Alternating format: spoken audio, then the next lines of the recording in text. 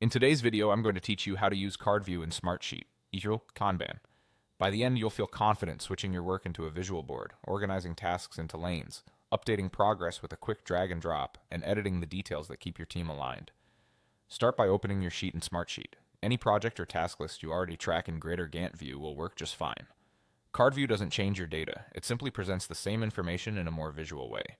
If your sheet includes fields like status, priority, or assigned to, those will become especially useful once we switch views.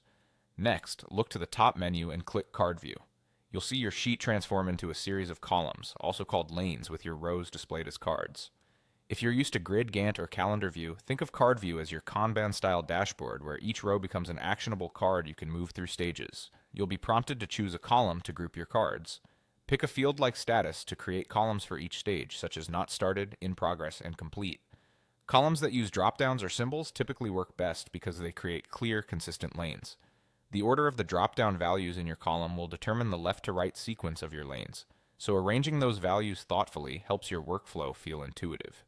Now manage progress by dragging and dropping cards between columns. When you move a card, Smartsheet automatically updates the value in the grouped column behind the scenes. For example, dragging a task from in progress to complete changes that task's status to complete on the sheet. This makes Card View perfect for quick stand-ups and daily check-ins because you can visually confirm where everything stands in seconds. To adjust task details, click any card. A panel opens where you can edit the task name, description, dates, assignees, and any other fields you've already set up in your sheet. You can also add comments or attachments to keep context in one place. Keep titles short and specific so they're easy to scan, and use assignees and dates to power notifications and reminders. Every change you make here is reflected in all other views. That's all you need to get started. Open your sheet, switch to Card View, group by a key column, drag to update progress, and click into Cards to refine details. With this setup, your team gains a clear, real-time picture of work from start to finish.